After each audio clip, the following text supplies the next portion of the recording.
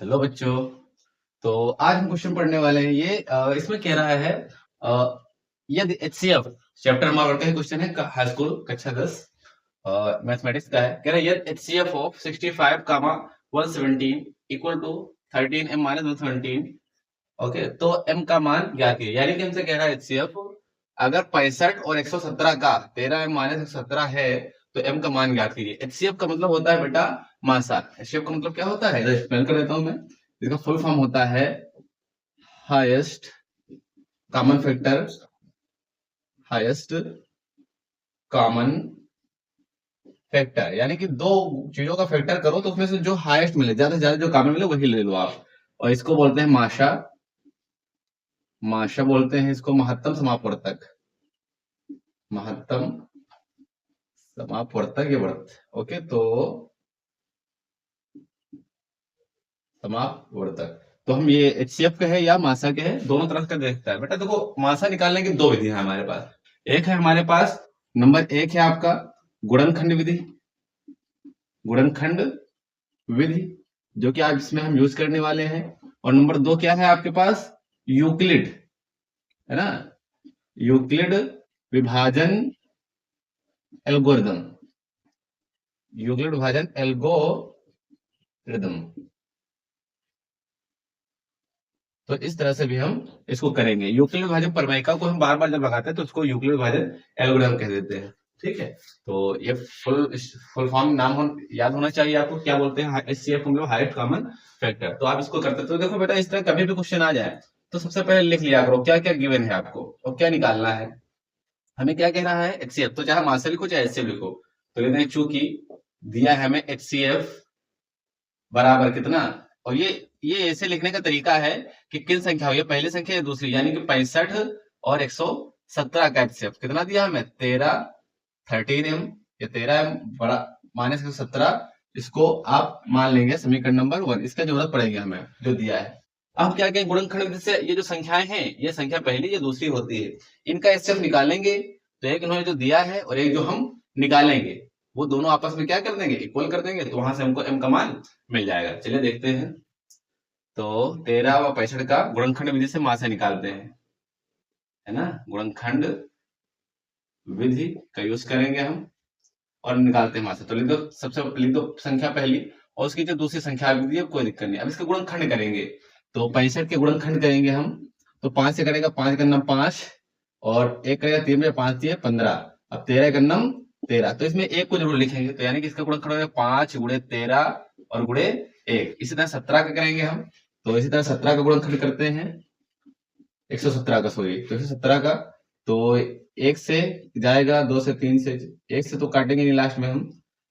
Okay, तो ये 9 बार जाएगा। ओके, 9 से जाएगा आपका, 3 से काटे तो 7 2 9, 3 से काटिए पहले इसको। तो 3 से काटेंगे 13, 3 त्रिका 9।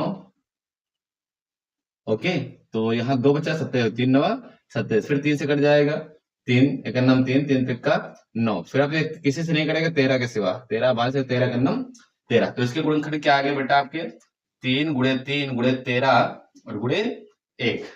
ठीक है, अब जो संख्याएं हैं, अब चाहे मासा लिखे आप यहाँ, चाहे एचसीएफ लिखे, तो लिख देंगे चूंकि, इसलिए एचसीएफ, एचसीएफ ऑफ 65 कामा 117। अब इसको 117 पहले लिखो, 65 बाद में, कोई फर्क नहीं पड़ने वाला है। तो इसमें कॉमन हमने क्या बोला है, एचसीएफ क्या होता है, हाईएस्ट कॉमन फैक्टर। यानी कि जो संख्याएं हैं आपकी उनमें से हाईएस्ट कॉमन कितने आने वाले फैक्टर। एक देखो, जो चीज पहले में कॉमन हो इसमें हो नीचे, वही चीज ऊपर हो, या जो चीज ऊपर हो वही चीज नीचे। अगर सेम है, कॉमन है, तभी आप उसको यहाँ पर एचसीएफ में लेंगे, अन्यथा क्या करें, उसको छोड़ देंगे। तो देखिए यहाँ हमारा पहला स्टेप देखते हैं। क्या यहाँ हमारे पास 5 है, लेकिन क्या यहाँ कोई 5 है, नहीं, यहाँ 5 नहीं है, यहाँ 5 है। तो कोई बात इसको नहीं लेंगे क्योंकि दोनों में होना चाहिए एचसीएफ लेने के लिए। ठीक, फिर अगला देखो 13। तो यहाँ 13 है, क्या इसमें कहीं 13 है, यस, ये देखो है यहाँ पर 13। तो अगर ये 13 है, ये 13, तो एक बार 13 ले लीजिए आप, 13 ले लिया। फिर गुणे के साथ और आगे जाइए, तो देखिए यहाँ पर 1 है, यहाँ भी क्या है आपका 1। एक तो हमेशा होता है संख्या के गुणे में, तो उसको लिखो चाहे ना लिखो, ये ले लिया हमने। ठीक, बट हम अपनी आदत बनाएंगे क्योंकि कभी कभी हो सकता है एक ही आपका एचसीएफ आए। तो अगर हम नहीं लिखने की आदत डालेंगे तो हो सकता है हमको मिले ही ना, कुछ दिखाई ही ना दे, तो इसलिए लिख लेंगे हम 1। और कुछ तो है नहीं। देखो यहाँ 3 है, तो ऊपर 3 नहीं है, यहाँ 3 है तो ऊपर कोई इसका जोड़ा नहीं है, तो इसको क्या करेंगे, हमारा यही क्या आ जाएगा, एचसीएफ, यानी कि इसका गुणा करो तो 13 पचे एचसीएफ आ जाएगा आपका एचसीएफ ऑफ 65 कामा 117 बराबर 13 एकन्नम 13, समीकरण नंबर 2।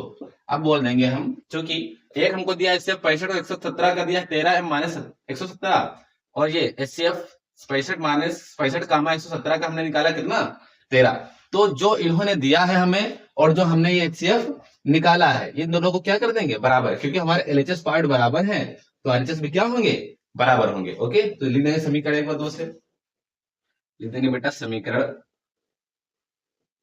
1 व 2 से, समीकरण 1 व 2 से क्या आ जाएगा, ये वाला मान लाकर यहाँ पर रख दीजिए, तो 13m माइनस 117 और बराबर में कितना आ जाएगा आपका 13। अब चाहो तो इसको उधर ले जाइए आप, तब भी आपका आंसर आ जाएगा। जैसे यहाँ हल करने को तो यह 13 13 कॉमन ले लीजिए, तो पहले हम कॉमन ले लेते हैं, 13 कॉमन ले लेंगे तो यहाँ से क्या आएगा, m माइनस 13 9 117, तो 9 बचेगा और बराबर में कितना 13, तो m माइनस का 9 बराबर 13। ओके, और ये बटे में जाएगा आपका 13, 13 से 13 कट जाएगा, इधर लिख लेता हूं मैं, तो इधर क्या है हमारा m माइनस का, ओके, तो m माइनस आ जाएगा 13 का नंबर 13, तो m आ गया आपका m माइनस का 9 बराबर कितना है आपका 1। ओके, ठीक है, 13 m माइनस 117 ही दिया था तो हमने ये लिख दिया आपका। तो अब इसका गुणा, इसको उधर ले जाइए आप, तो m बराबर क्या आ जाएगा, इसको जोड़ो तो 1 + 9 कितना आ जाएगा बच्चों आपका 10। तो m का जो मान है हमारा वो कितना है 10 है। अब कुछ भी आपको संख्याएं दी जा सकती है, ऐसी भी संख्या हो सकती है, तो ये हमारा आंसर हो जाएगा। ओके, आप चाहे तो यहाँ मान रख दीजिए आप, और यहाँ मान रखिए आपका, तो 13 के बराबर आ जाएगा। चेक करना है हमको, जांच करनी है तो जांच कर लीजिए भाई, 13 गुणे 10 और माइनस का 117, 13 धम्मा 130, 130 में से 117 घटेगा तो 30 में 17 जाएगा, कितना बचेगा आपका 13। देखो हमारा वही एलसीएम आ रहा है कि नहीं, एचसीएफ आ रहा है कि नहीं आ रहा, इसलिए हम जांच भी कर सकते हैं। तो ये हमारा क्वेश्चन हो गया, इसका स्क्रीनशॉट ले लीजिए आप तो। ओके,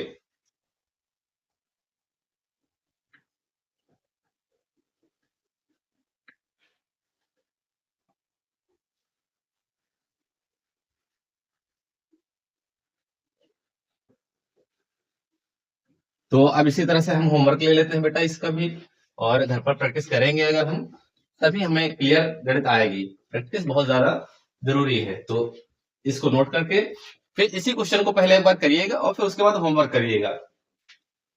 इसका भी होमवर्क ले लेते हैं। तो नंबर 1 क्वेश्चन यही है आपका, इसी प्रकार मानेंगे, यदि HCF ऑफ, इस बार हमने बना दिया 65 से 117 बराबर है आपका 26 हम कर दिया, यहाँ पर कितना कर दिया बेटा हमने 26 हम माइनस का 117 हो,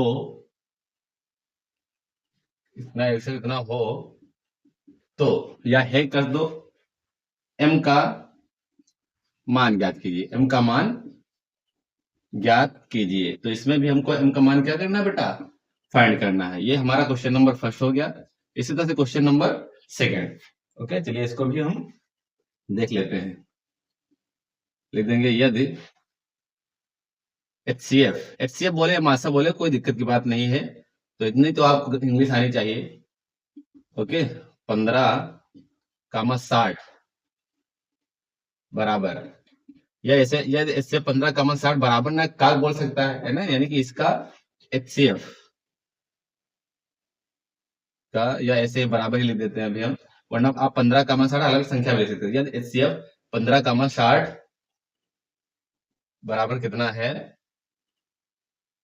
यह आपका 4x माइनस का 15। ओके, या आप इसको यहाँ 6 कर दो, आप कोई दिक्कत की बात नहीं है, 6x माइनस का 15। यदि HCF 15, 60 बराबर 6x माइनस का 15 है, तो इस बार किसका मान ज्ञात करना हमको, x का मान ज्ञात कीजिए, x का मान ज्ञात कीजिए। GA। ओके, तो इसका एलसीएम जो आपका आने वाला है वो कर लेना, जो जैसे भी हो कर लेना, 15 30। ये इसका आंसर आप लोग पिन कमेंट में कर देंगे।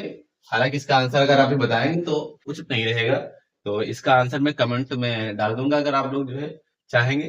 वरना आप क्या करें, जांच जैसे अभी हमने की थी वैसे क्या कर सकते हैं, जांच कर सकते हैं। अभी इसका जब एलसीएम निकालेंगे तो 10 आएगा, तो 30 6, इसका आंसर जो 5 आएगा आपका। और इसका आंसर जो है आपका आ जाएगा 26 है M, तो 2M। ओके, तो इसका आंसर जो है निकाल के हम दिखा सकते हैं, बट नहीं निकालते हैं, क्योंकि इसका आंसर क्या आने वाला है आपका। ये अभी इसको निकाला, 65 13 आएगा। 13 बराबर क्या आ जाएगा, 13 कॉमन लेंगे तो आ जाएगा 2M माइनस 9 बराबर 0, तो आ जाएगा M का मान आ जाएगा 13 से 13 कट जाएगा, तो 2M बराबर 10। तो M बराबर कितना आ जाएगा 5। इसका आंसर जो होगा आपका M बराबर कितना आएगा बेटा 5, ये आंसर होगा।